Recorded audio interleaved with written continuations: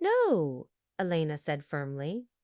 They should hear this. They should understand what's happening. Elena turned to her grandchildren. Sophia, Diego, Carmen, I want you to know that I love you very much. And I want you to know that someday, when you're older, you'll inherit a beautiful house where you can make your own families and your own memories. What about Dad? Diego asked. Elena looked at Roberto sadly. Your father will have to make his own way in the world, just like everyone else. Mama, Roberto said desperately, please don't do this. I'm sorry for what I said. I didn't mean it. Roberto, Elena said, you've spent weeks trying to convince me to sell my home and move to a senior community so you could control my money. You brought strangers to dinner to pressure me. You called me dead weight.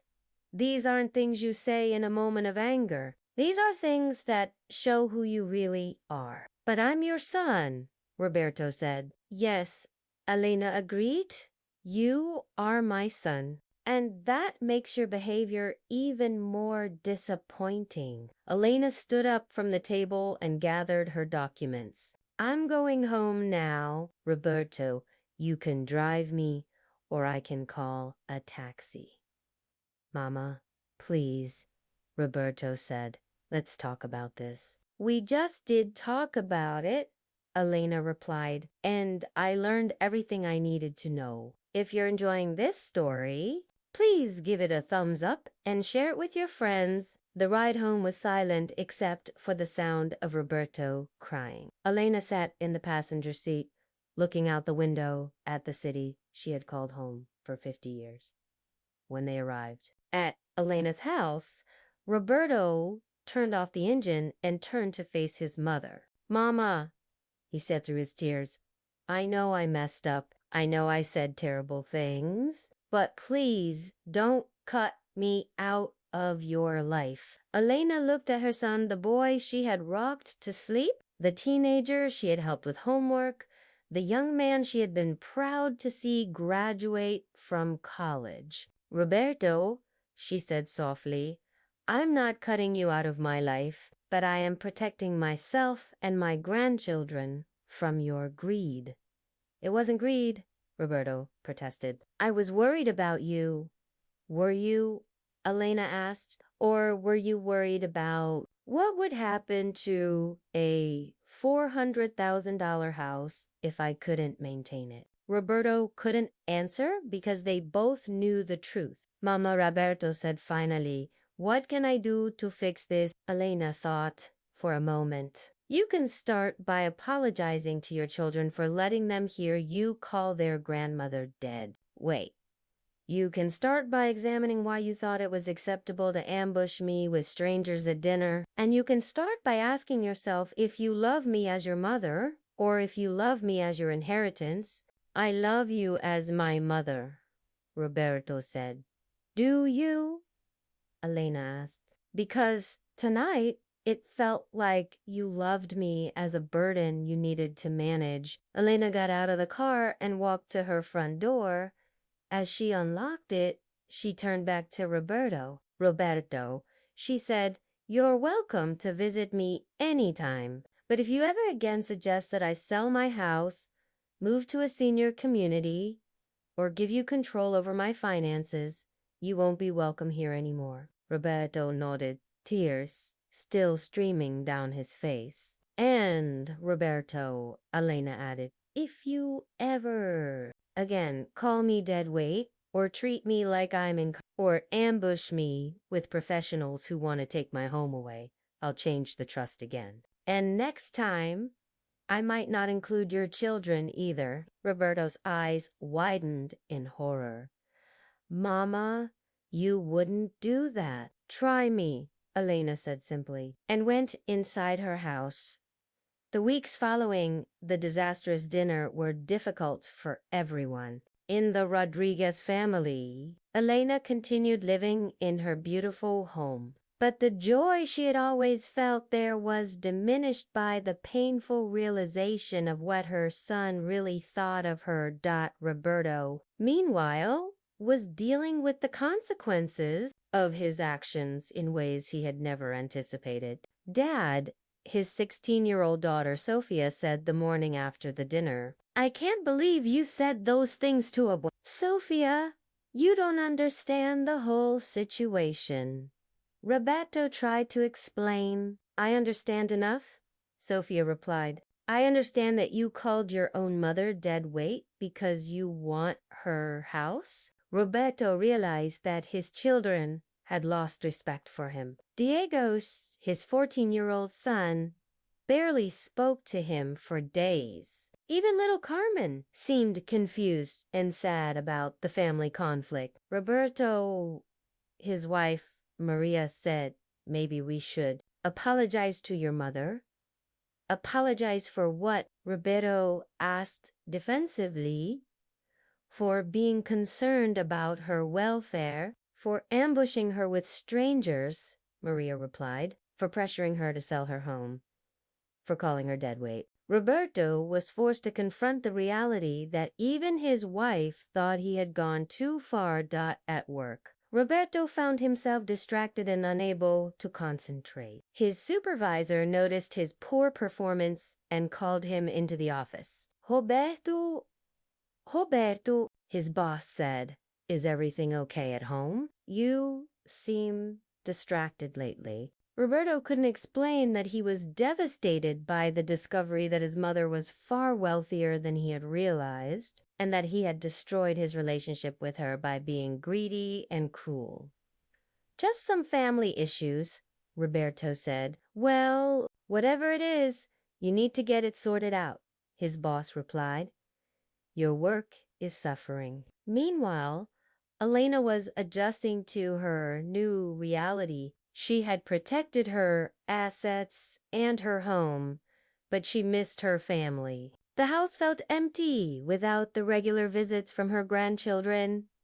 Elena's neighbor, Mrs. Patterson, noticed that Roberto's car hadn't been in Elena's driveway for weeks. "Elena," Mrs. Patterson said during one of their conversations over the fence, "is everything okay with Roberto? I haven't seen him around lately." "We had a disagreement," Elena said simply. "About what?" Mrs. Patterson asked. Elena told her neighbor about the dinner, about Roberto's suggestion that she move to a senior community, about being called dead weight. "Oh my goodness," Mrs. Patterson said. "Elena, I'm so sorry. That must have been devastating." "It was," Elena admitted, "but it also opened my eyes to who my son really is." "What are you going to do?"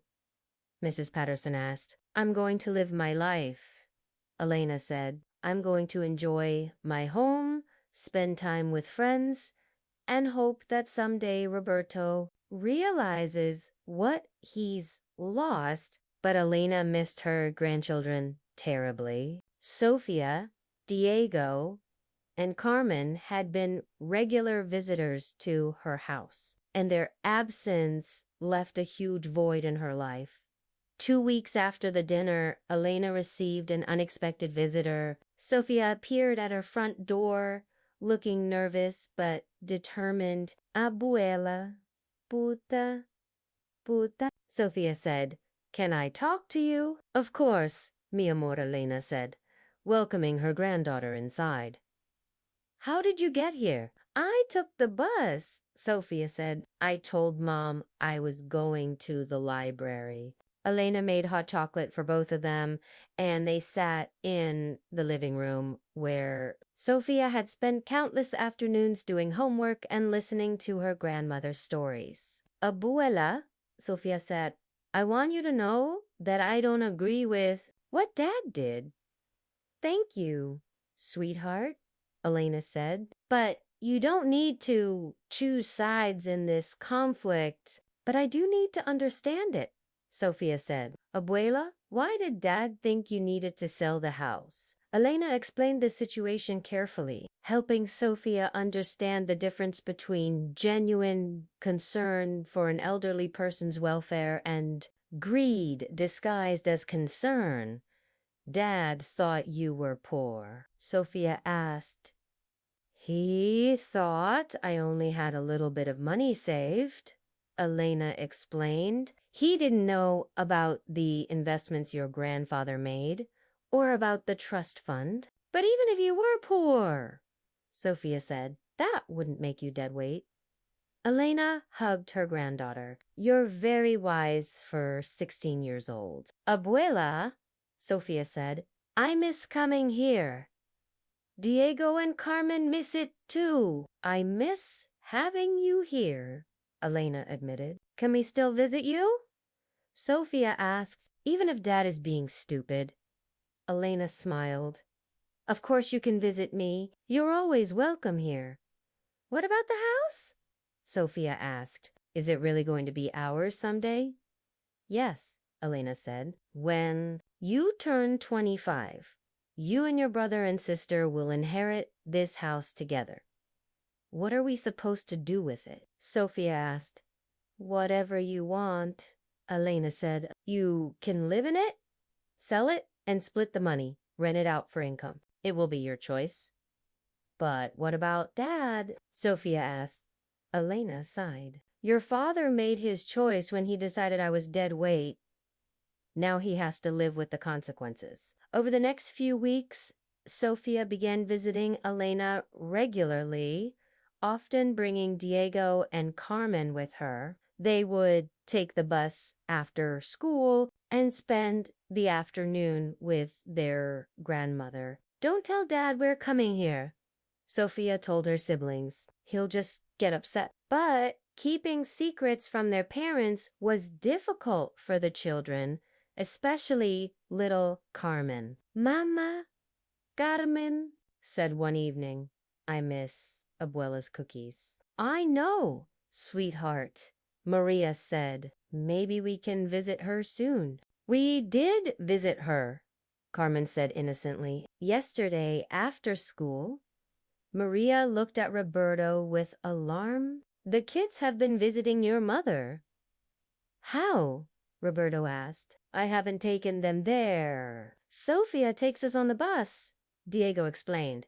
Roberto was torn between anger that his children were defying him and relief that they were maintaining a relationship with their grandmother. Kids, Roberto said, you shouldn't be going to Abuela's house without permission. Why not? Sophia asked defiantly. She's our grandmother. She loves us, and we love her. Because, Roberto said, struggling to find a reason that didn't make him sound petty, because the situation is complicated. It's only complicated because you made it complicated, Sophia replied. Roberto realized that his 16-year-old daughter was more mature than he was. If you're enjoying this story, please give it a thumbs up and share it with your friends. The breaking point came a month after the dinner incident. Roberto received a call from his daughter's school. Mr. Rodriguez, the counselor said, we need to discuss Sophia's college applications. What about them? Roberto asked. Well, she's applied to several very expensive private universities, the counselor explained. The tuition at these schools is over $50,000 per year. Do you have a plan for financing her education? Roberto felt sick to his stomach. He had been counting on his inheritance from his mother to help pay for his children's college educations. Now that inheritance was gone. We're still working on the financial aspects, Roberto said. I see, the counselor said. Well, Sophia is an excellent student. She might qualify for some scholarships, but you should also consider applying for financial aid. That evening, Roberto sat at his kitchen table with a calculator, trying to figure out how he could possibly afford to send 3 children to college on his construction supervisor's salary. Roberta Maria said, "What are you doing?" "Trying to figure out how we're going to pay for the kids' education," Roberto said. "What about your mother's money?" Maria asked. "What about it?" Roberta replied bitterly. "She's given it all to the kids in a trust they can't access until they're 25. Well, Maria said, maybe that's not such a bad thing. At least we know the kids will be taken care of eventually. Eventually doesn't help us pay for college," Roberto said. "Roberto," Maria said gently, "maybe you should apologize to your mother." "For what?" Roberto asked. "For everything," Maria said. "For calling her dead weight, for trying to pressure her into selling her house, for bringing strangers to dinner to gang up on her." Roberto knew his wife was right, but his pride made it difficult to admit his mistakes. "She's the one who cut me out of her will," Roberto said. "She's the one who protected herself from a son who was treating her badly," Maria corrected. The next day, Roberto made a decision that surprised everyone, including himself. He drove to his mother's house and knocked on the door. Elena answered, looking surprised to see him. "Roberto," she said, "what are you doing here?" "Mama," Roberto said, "I need to talk to you." Elena invited him in, and they sat in the same living room where Roberto had played as a child, where he had brought his own children to visit their grandmother. "Mama," Roberto began, "I owe you an apology." "For what specifically?" Elena asked. Roberto took a deep breath. "For calling you dead weight, for trying to pressure you into selling your house, for bringing strangers to dinner to gang up on you, for treating you like you were incompetent when you're obviously much smarter than I am." Elena listened without interrupting. "Mama," Roberto continued, "I was wrong about everything. I was greedy, I was disrespectful, and I was cruel. I don't deserve your forgiveness, but I'm asking for it anyway." "Why now?" Elena asked. "What's changed?" Roberto was quiet for a long moment. "I realized that I lost more than an inheritance when I hurt you. I lost my mother, and my children lost their grandmother, and that's worth more than any house or any money." Elena looked at her son and saw genuine remorse in his eyes. "Roberto," she said, "I accept your apology, but I need to know that you understand why I did what I did." "I understand," Roberto said. "You protected yourself and the kids from my greed."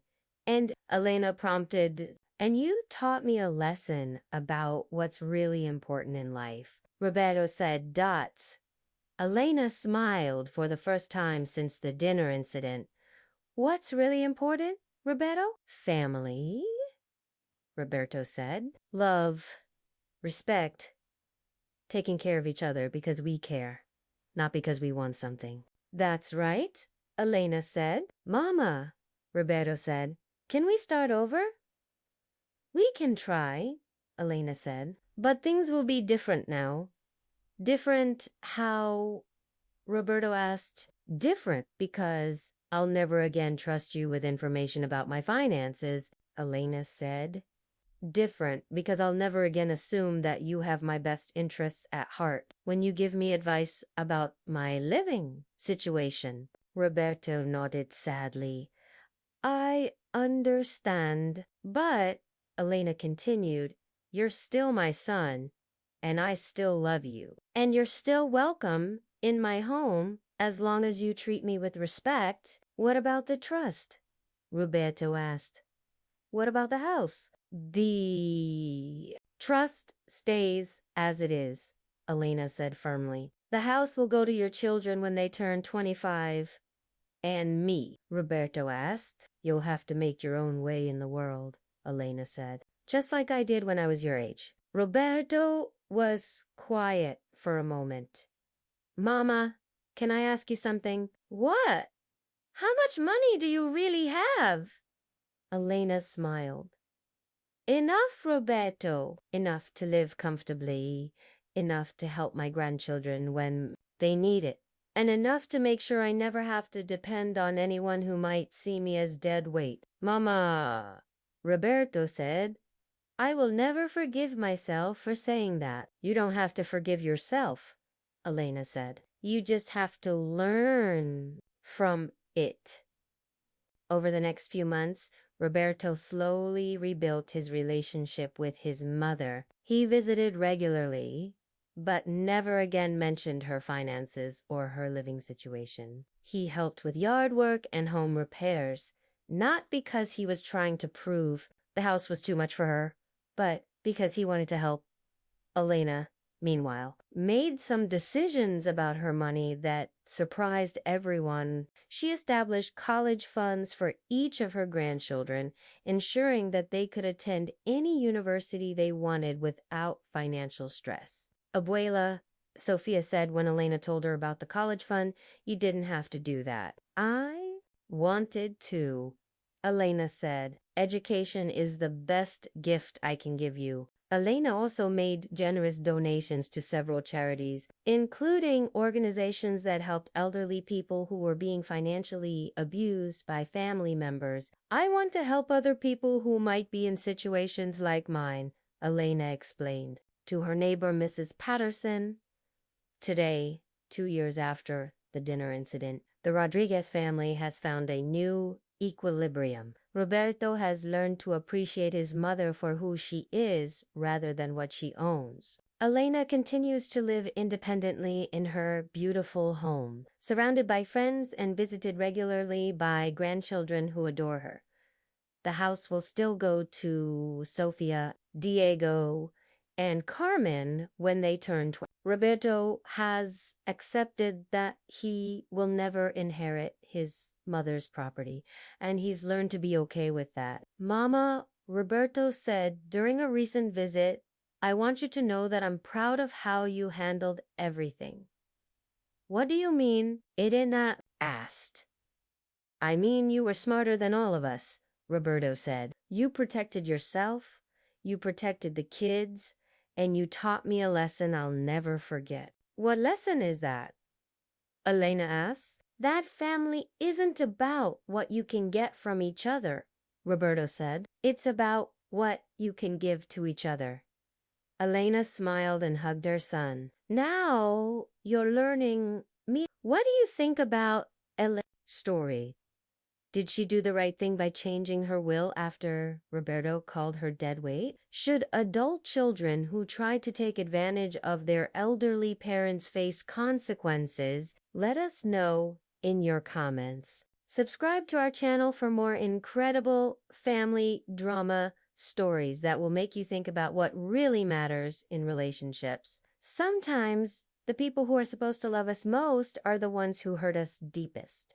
But sometimes standing up for yourself is the only way to teach others how to treat you with respect.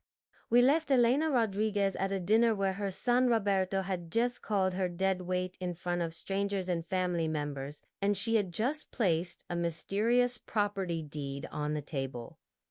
Roberto stared at the document in front of him, his face growing paler by the second. The deed was for Elena's house, but something was very different about it. Mama, Roberto said slowly.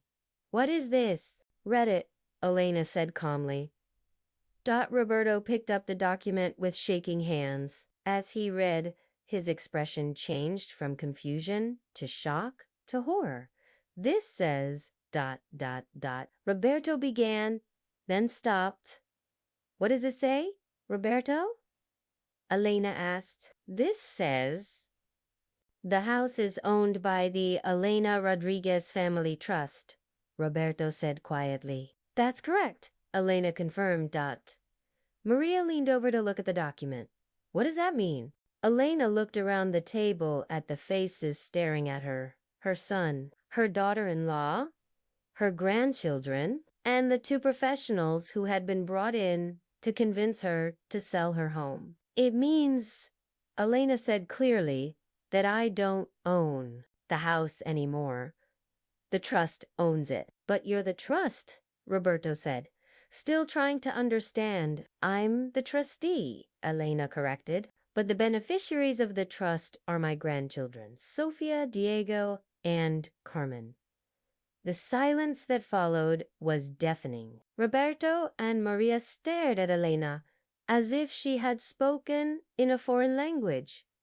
What does that mean? Maria asked. It means, Elena explained, that when I die, the house won't go to Roberto. It will go directly to the children. Roberto's face went from pale to red. Mama, when did you do this? 3 weeks ago? Elena replied, right after you started bringing real estate agents to family dinners. But why? Roberto asked. Elena looked at her son with sadness in her eyes. Because, Roberto, you've made it very clear that you see me as dead weight. You've made it clear that you're more interested in my house than in my well-being. So I decided to remove the house from the equation. Mama, that's not fair, Maria protested. We were trying to help you. Help me, Elena asked. By ambushing me with strangers, by calling me dead weight, by planning my entire future without consulting me. Roberto was frantically reading through the trust document. Mama, this says the children can't access the property until they're 25 years old. That's correct, Elena said. And until then, I remain in the house as the trustee. But what if you need care? Maria asked. What if you can't maintain the house? Then the trust will hire people to help me, Elena replied. The trust has enough money to cover any expenses. Roberto looked up from the document. What money? Elena smiled for the first time that evening. Roberto, did you really think your father and I only had $50,000 in savings? What do you mean? Roberto asked. I mean, Elena said that your father was very good with investments. We have considerably more money than you think.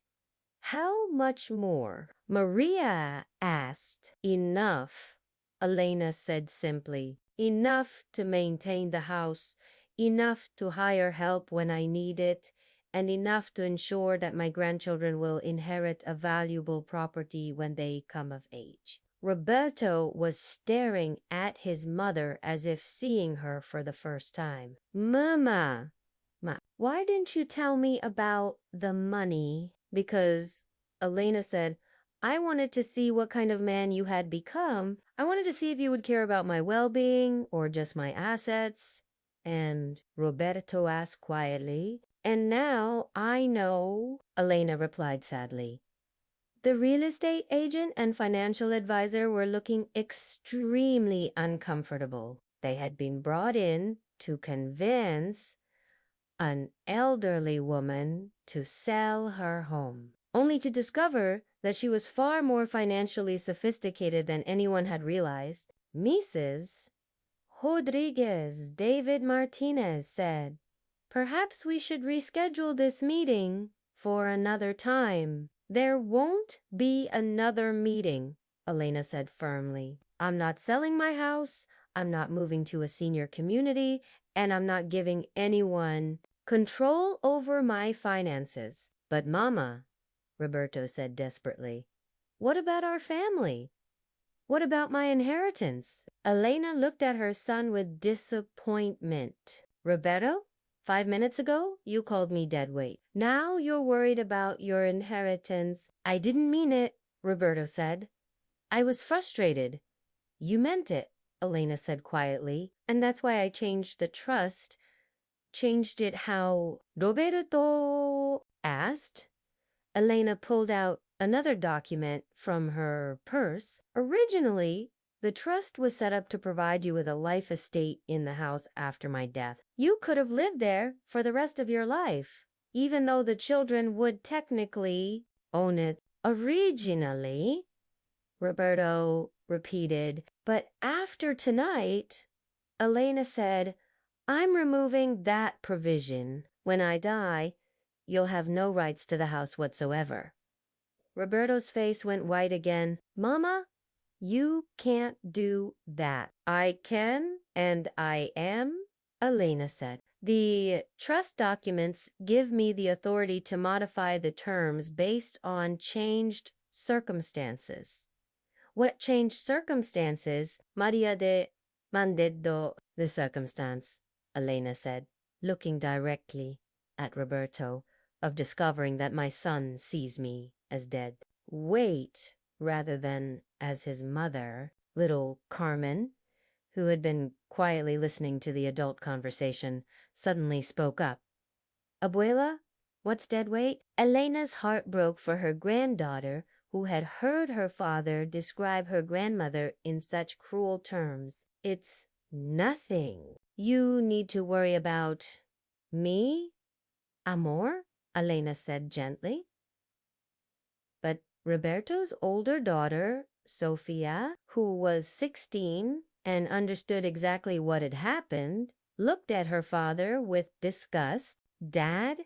Sofia said, how could you say that about Abuela? Sofia, you don't understand, Roberto began. I understand perfectly, Sofia said. You called Abuela dead weight because you want her house. Roberto realized that his own children had witnessed his greed and cruelty toward their grandmother. Kids, Maria said quickly, why don't you go wait in the car? Hello everyone and welcome back to our channel. If you enjoy our family drama stories that will shock you to your core, please subscribe and hit the notification bell so you don't miss any episode. Today, I'm going to tell you a story that will leave you breathless. A story about a mother who discovered her son's true feelings about her in the most humiliating way possible, and how she turned the tables with one simple document. This story begins with Mrs. Elena Rodriguez, a 72-year-old widow who lives in a beautiful house in San Antonio, Texas. Elena lost her husband Carlos 5 years ago to a heart attack, and since then, she's been living alone in the 4-bedroom home they built together 30 years ago.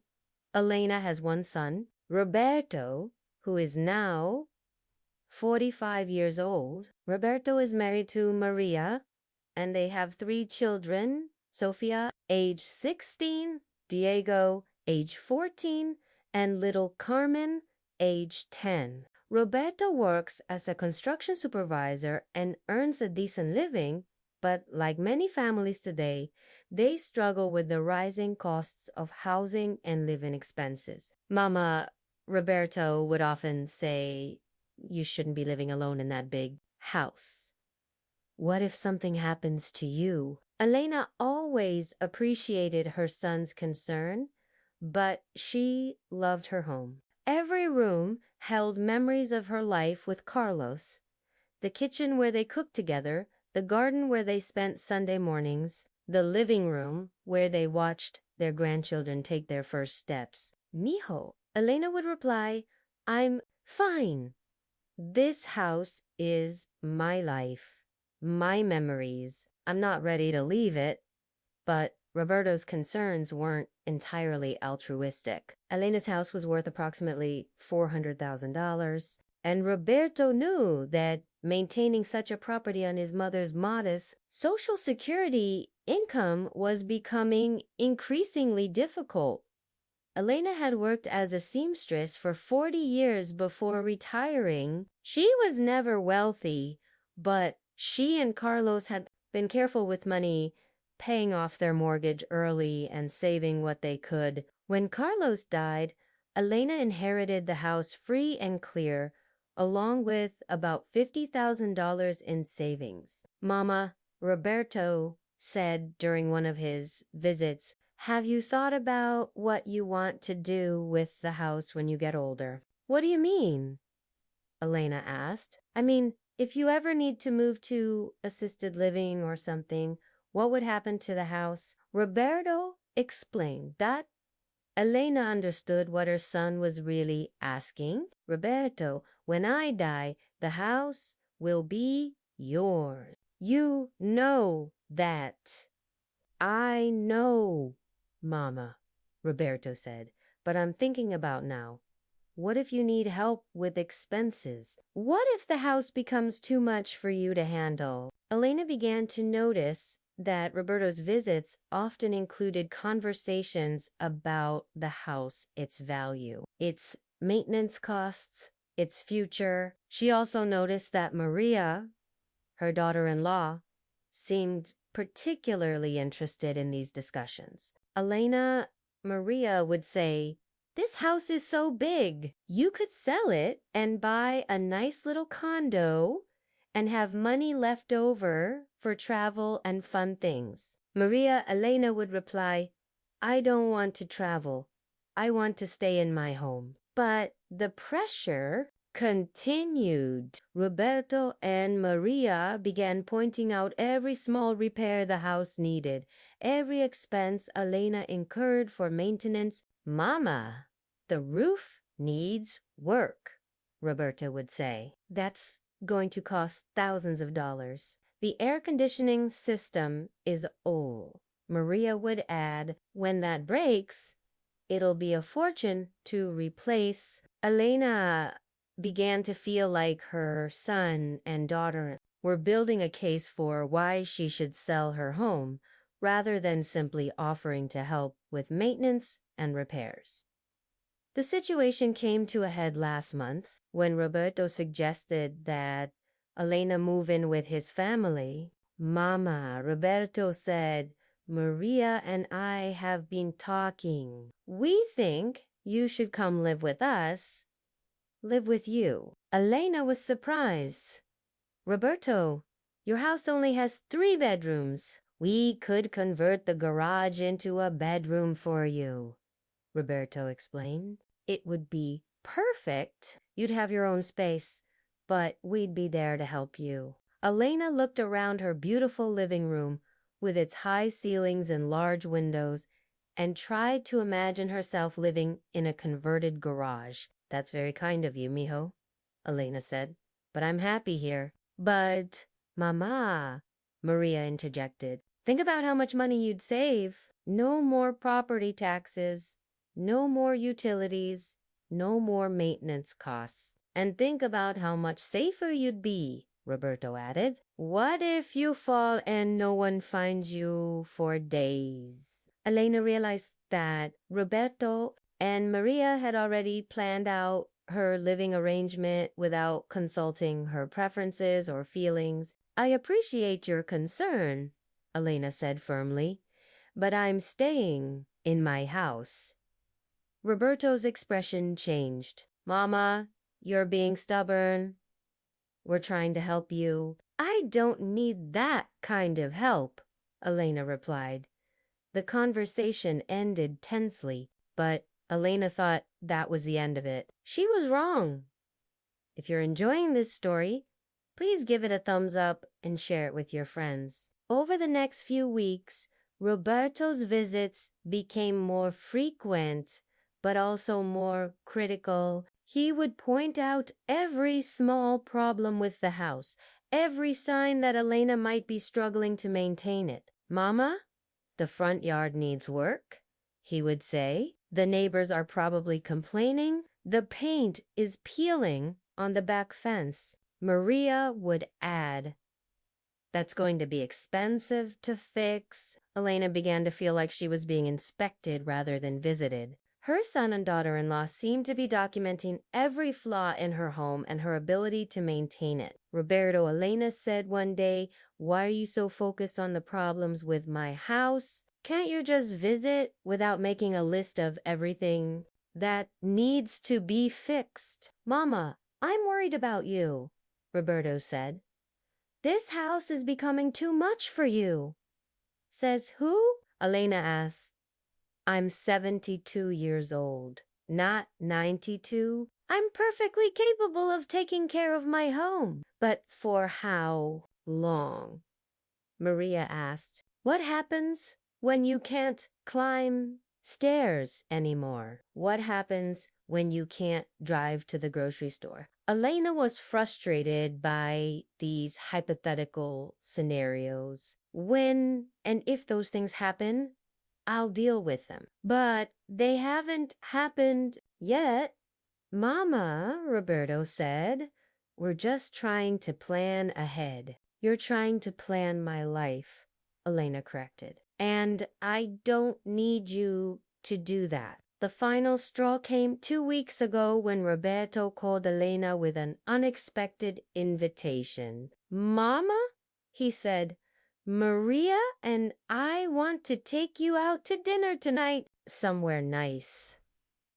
Elena was pleased. It had been a long time since Roberto had suggested a family dinner that wasn't connected to discussions about her house. That sounds lovely, mijo, Elena said. Where are we going? That new steakhouse downtown?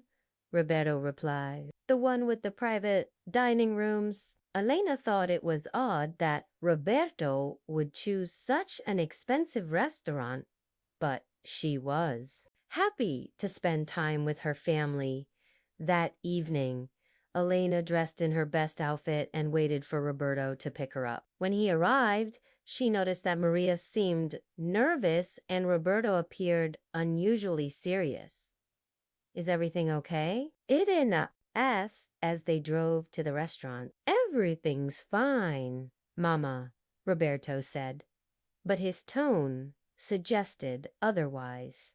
When they arrived at the restaurant, Elena was surprised to see that they weren't alone. Sitting at the table in the private dining room were Roberto's wife, Maria, their 3 children, and 2 people Elena didn't recognize, a middle-aged man in a suit and a woman with a briefcase. Roberto, Elena said quietly, Who are these people? Mama, I'll explain everything once we sit down, Roberto replied.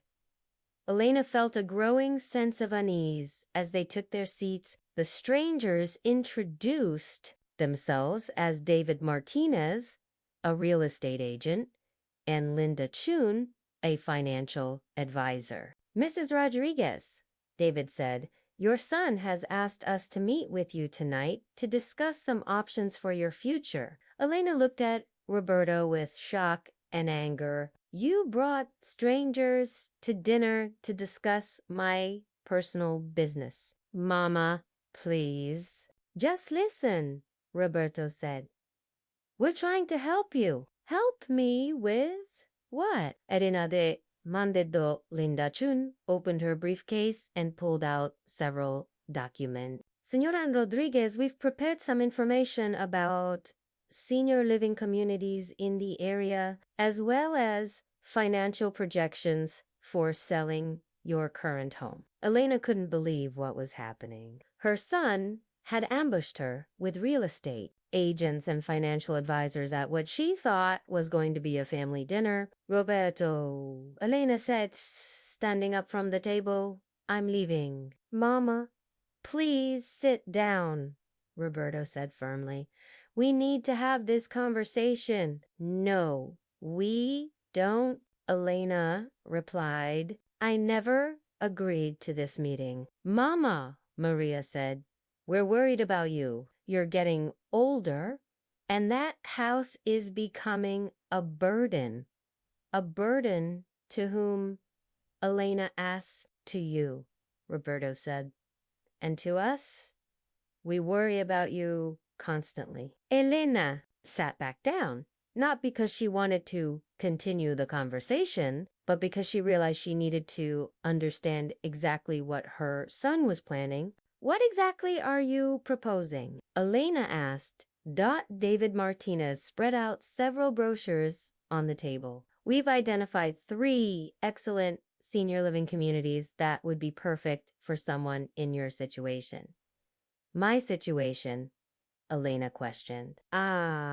Widow, living alone in a house that's too big for her needs, Linda Chun explained. By selling your current home and moving to a senior community, you could have a comfortable lifestyle with built-in social activities and medical support. Elena looked at the brochures. The senior communities looked nice, but they were essentially apartments for elderly people, small spaces with no privacy, no personal gardens, no room for the furniture and belongings she had accumulated over 50 years of marriage. And what would happen to the money from selling my house? Elena asked. Well, Linda Chun said, after purchasing a unit in one of these communities, you'd have approximately $200,000 left over.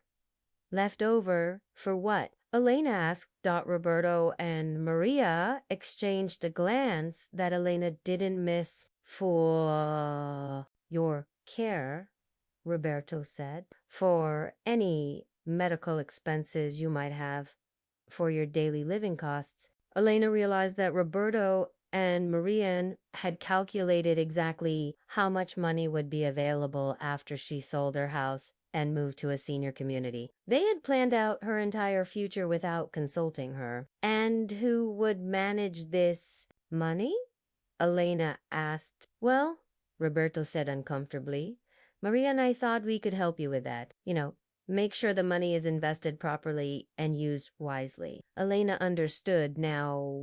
Roberto and Maria wanted her to sell her house, move to a senior community, and give them control over the remaining money. I see, Elena said quietly. Mama, Roberto said, we know this is a lot to think about, but we really believe this is the best option for everyone. Everyone? Elena asked. Or everyone except me? Mama, this is for you, Maria insisted. You'll be safer, you'll have people to socialize with, and you won't have to worry about maintaining a big house. Elena looked around the table at the faces staring at her expectantly. Her son, her daughter-in-law, her grandchildren, and 2 strangers who were being paid to convince her to give up her home.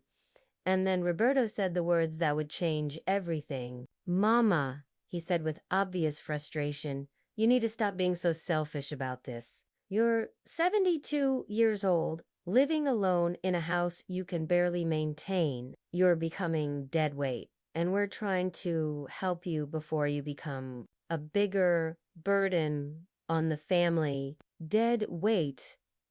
Elena felt as if Roberto had slapped her across the face. Her own son had called her dead weight in front of strangers, in front of her grandchildren. The table fell silent. Even the real estate agent and financial advisor looked uncomfortable. Dead weight, Elena repeated quietly. Roberto realized he had gone too far. Mama, I didn't mean it like that. ... How did you mean it? Elena asked. I just meant that you're not contributing anything by staying in that house, Roberto said, digging himself deeper. You're just ... existing there. Elena looked at her son, the boy she had raised, the man she had supported through college, the father she had helped when his own children were born, and he thought she was dead weight. Elena reached into her purse and pulled out a document she had been carrying for weeks, ever since Roberto first started pressuring her about the house. Roberto, she said calmly, before we continue this conversation, I think you should see something. She placed the document on the table in front of him. Roberto looked down and his face went white. It was the deed to Elena's house, but it wasn't the deed he expected to see. that what Roberto discovered in that document would shock him to his core and completely change the power dynamic at that dinner table.